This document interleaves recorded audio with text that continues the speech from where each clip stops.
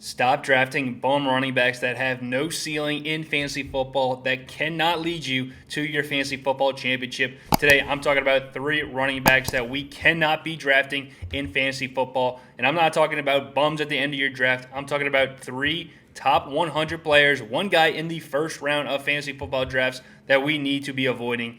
Let's not waste your time. Let's hop right into it.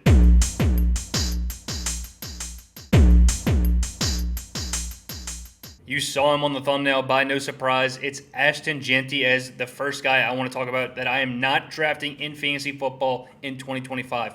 Look, this has nothing to do with the talent of Ashton Jensen. We know how great he was at Boise State, carrying that football team to the college football playoffs. It has all to do with the situation that Ashton Jensen is stepping into and his average draft position. Ashton Jensen is not a third-round pick. You're going to have to spend a first-round pick to get Ashton Jensen on your fantasy football team. He's going as the 4th running back off the board, right around pick 10 in fantasy football drafts. This is one of the most expensive rookies we've had to draft in recent memory of fantasy football. Look, I'm not directly comparing him to the bust that was the number 1 rookie drafted last year in fantasy football, Marvin Harrison Jr., a high second-round wide receiver coming out of Ohio State. But that is the easiest parallel here. Betting on the talent, it just didn't work in his rookie season. Now, if you're telling me you were getting Ashton Jensen in the 3rd to 4th round, I would be all over this pick. The talent and opportunity share he's going to have in Las Vegas is going to be off the charts. But I'm not paying a first-round draft pick for a rookie running back heading into a bad offense. Let's look at the last 5 running backs selected in the first round of NFL drafts. Most recently, we can look at Bijan Robinson in his rookie season. He finished as the RB17 that year in Atlanta. In year 2, he obviously explodes to be the running back 3 overall, but in his rookie season, RB17. Another year further, Clyde Edwards-Helaire, the first running back drafted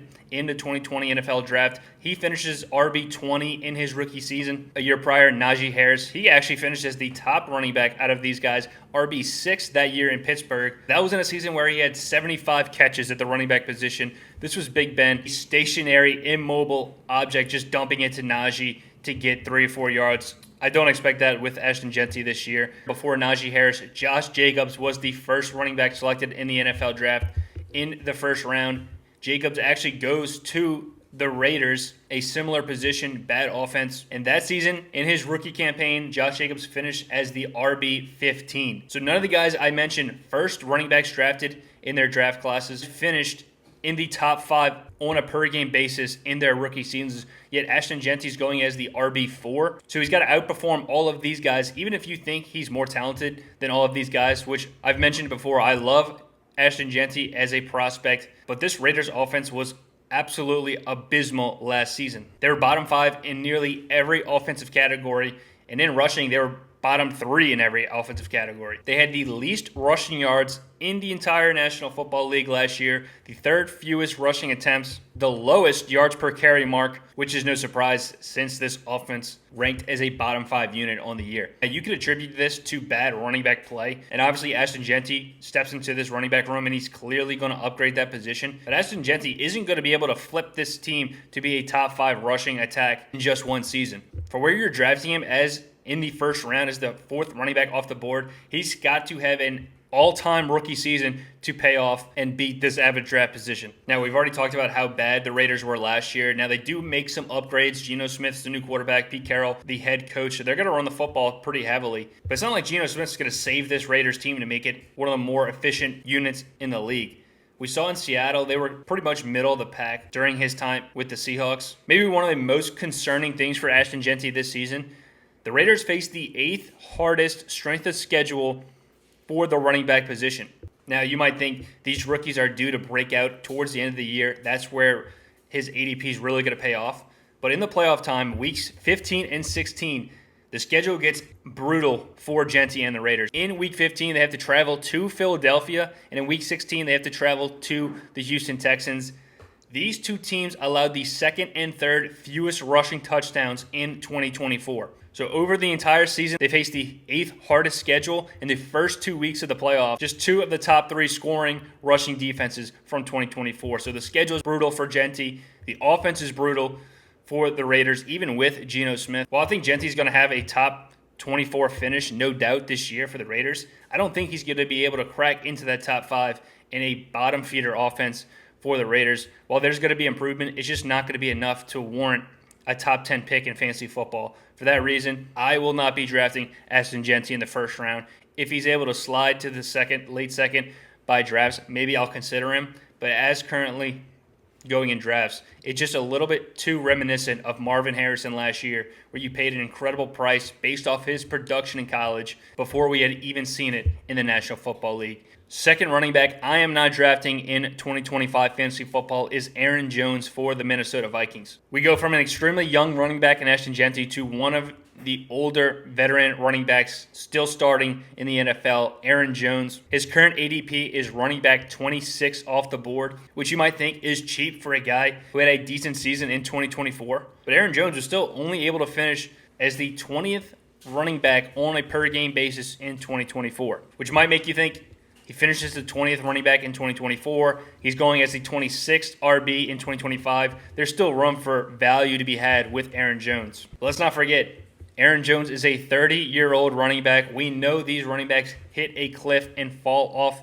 the face of the earth in fantasy. For most running backs that aren't named Derrick Henry, he's a different breed. I don't want to hear that argument. Aaron Jones is not built like Derrick Henry to sustain this type of production. But look, Aaron Jones, like we said, he did have a top 20 finish last year, but this is when in a season with the Minnesota Vikings where they finished 14-3 in the regular season and had the third best game script in the league. So the Vikings are constantly leading in ball games, running the football. This is obviously going to lend itself well to the running back position for Aaron Jones. In 2025, I don't expect the Vikings to win 14 games with rookie quarterback J.J. McCarthy stepping into the fold. He sits that year out with a knee injury. I don't expect this Vikings team to be a bad football team, but to win 14 games and to be up in nearly every game you play, get a top 10 checkdown rate for the quarterback position. So for Aaron Jones, he's constantly getting fed on checkdowns from Sam Darnold, and the Vikings are constantly leading. It's just such a favorable situation he had last year. Well, I don't think it's going to be a horrible situation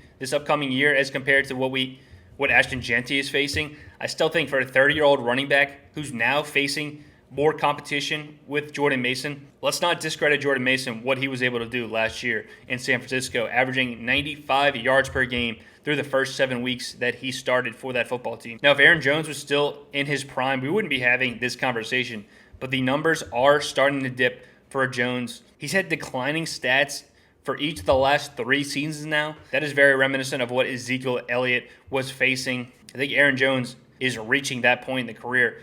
3 straight seasons of declining production. His juke rate is outside the top 40 running backs. The number 48 running back actually last year from a juke rate perspective. So he's not making many people miss anymore. And Aaron Jones is actually graded as the worst starting running back in the National Football League inside the 5-yard line. Last year, he had 13 carries inside the 5-yard line for a total of -2 yards. Pretty impressive. Astonishing that for over 13 carries, you're able to still have negative yardage. But Aaron Jones was able to do that. He actually had the worst yards per carry mark inside the 5 and 10-yard lines. The red zone numbers were abysmal for Aaron Jones. I think that's a big reason why they bring in Jordan Mason, a stockier back that can win inside the goal line. If Aaron Jones loses the touchdown upside, in addition to his efficiency dropping over the past 3 seasons, I think there's very little upside for Aaron Jones to crack into the top 24. And if he can't crack into the top 24, there's no reason to draft him inside the top 100 picks.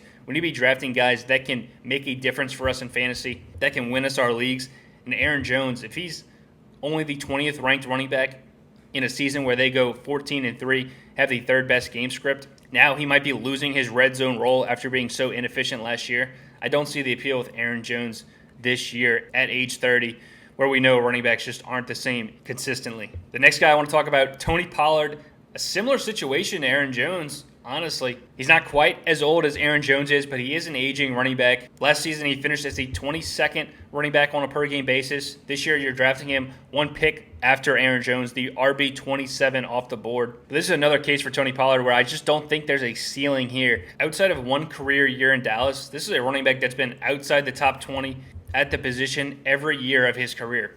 And it's not like he's stepping into an incredible situation in 2025 for the Tennessee Titans. They have the 6th hardest strength of schedule for the running back position. To have a brutal schedule and face competition in your own backfield from a younger running back who might be ascending, could very well take this starting job very early in the year. It's not someone I want to be investing in, Tony Pollard, if you have to pay that price tag. There's very little appeal for me to draft Tony Pollard at RB27 when like we talked about, he's only had one career finish inside the top 20. The over-under 4 wins for this Titans team is 6.5 wins. So yeah, they are projected to be slightly better than they were last year with Cam Ward stepping into town. Still, 6.5 wins is near the bottom of the league, so the game script's not going to be favorable for Tony Pollard. And Tajay Spears got to be this team's receiving back. Let's not forget, 2 seasons ago with Derrick Henry, Tajay Spears was in a 50-50 split with King Henry. Obviously, Henry taking the goal line and everything on the ground. But Spears was a great receiving back to complement him. If Tony Pollard doesn't have the touchdown upside in a bad Tennessee offense, there's very little room for him to provide value at this point in the draft. Last season, he had the fewest carries inside the 5-yard line for starting running backs in the National Football League. He actually only had one more carry inside the 5 than Tajay Spears did, and Spears missed 5 games last year. Pollard was only able to finish RB22 based off the incredible volume he was given last year. But Tajay Spears was dealing with injuries from week 2 all the way through the end of the season. Between ankle, hamstring, and a concussion, Spears was banged up for a majority of the year. If he's able to stay healthy, he could very well outpace Tony Pollard in this offense. On a bad team to begin with, I just want nothing to do with Tony Pollard where you're having to draft him. I believe this is the running back dead zone with Aaron Jones and Tony Pollard leading the way. The main reason why we are not drafting them in 2025. That's going to wrap it up here. Those are our must-avoid running backs in 2025 fantasy football. Ashton Jensen, only based on his average draft position being in the first round. Aaron Jones, an aging veteran running back now facing competition in his backfield. And Tony Pollard on a bad offense, also facing some competition with Tajay Spears. Those are the guys I'm avoiding in 2025. Let me know if you're drafting him, if these guys are poised to break out and make us look extremely dumb. Let me know in the comment section. Hit that like button and subscribe if you want to see more fantasy football content. That's going to do it here for us. We'll see you guys next week with another episode of the Fantasy Birds.